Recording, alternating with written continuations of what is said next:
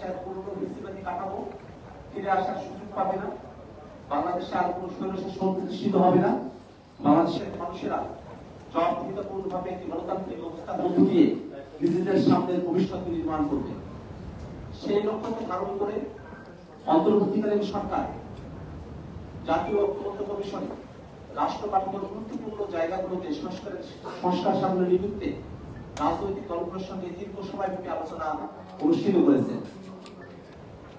আমরা জাতীয় নাগরিক পার্টি এনসিপি এবং ইতিপূর্বে জাতীয় নাগরিক কমিটির পক্ষ থেকে সংস্কার কমিশনগুলোতে এবং ঐক্যমত্য কমিশনে আমরা সংস্কার প্রস্তাবনা করার পক্ষে জোরালো ভূমিকা এবং অবস্থান আমরা ব্যক্ত করেছি।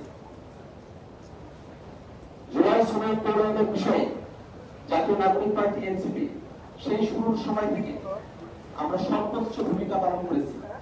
আমরা মনে করি জুলাই সনদের মধ্য দিয়ে ফ্যাসিবাদী ব্যবস্থার সম্পূর্ণ প্রতিপাদন না হলেও জুলাই সনদের যতটুকু অর্জন, সেই অর্জনের পিছনে জাতীয় নাগরিক পার্টি এনসিপির গুরুত্বপূর্ণ ভূমিকা রয়েছে। আমরা যখন জুলাই সনদের বিষয় নিয়ে ঐক্যমত্য কমিশনে দীর্ঘ সময়ব্যাপী আলোচনা করেছি, সেই আলোচনা যখন একেবারে শেষ দিকে চলে এসেও সেই সময়টাতে জুলাই সনদের আইনি ভিত্তি দেওয়ার ব্যাপারটা নিয়ে এক ধরনের ধোঁয়াশা তৈরি হয়। আমরা জাতীয় নাগরিক পার্টি এনসিপির তরফ থেকে জুলাই সনদের আইনি ভিত্তি প্রদানের দাবিতে আমরা রাজপথের কর্মসূচি গ্রহণ করেছি। ঐক্যমত্য কমিশনে আমরা জোরালো ভূমিকা পালন করেছি। যদিও শুরুতে রাজনৈতিক দলসমূহের মধ্যে অনেক দল জুলাই সনদের আইনি ভিত্তি দেওয়ার ব্যাপারে তারা আগ্রহী ছিলেন না, শুধুমাত্র এটাকে একটা একটা রাজনৈতিক সমঝোতা দলিল হিসেবে রাখার পক্ষপাতী ছিলেন। সেই প্রেক্ষাপটে ঐক্যমত্য কমিশনের শেষ পর্যায়ের আলোচনাতে জুলাই সনদের আইনি ভিত্তি দেওয়ার বিষয়ে রাজনৈতিক দলগুলোকে শেষ মুহূর্তে আমরা একমত হতে দেখেছি।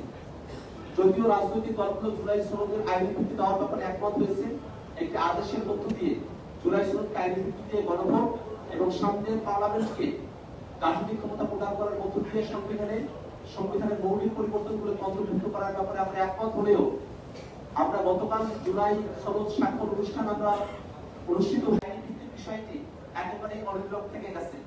এমন প্রেক্ষাপটে জুলাই সনদের আইনি ভিত্তি না দেওয়া এবং বাস্তবায়নের পথরেখা জনগণের কাছে স্বচ্ছ ধারণা উপস্থাপন না করায় জাতীয় নাগরিক পার্টি এনসিপি আমরা গতকালের জুলাই সনদ স্বাক্ষর অনুষ্ঠানে উপস্থিত হওয়া থেকে বিরত থেকেছি।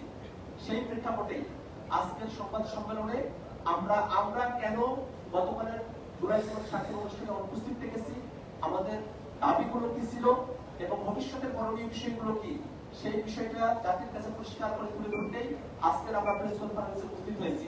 এই মুহূর্তে আজকের প্রেস কনফারেন্সে লিখিত বক্তব্য আপনাদের কাছে উপস্থাপন করা হচ্ছে। প্রেস বিজ্ঞপ্তি।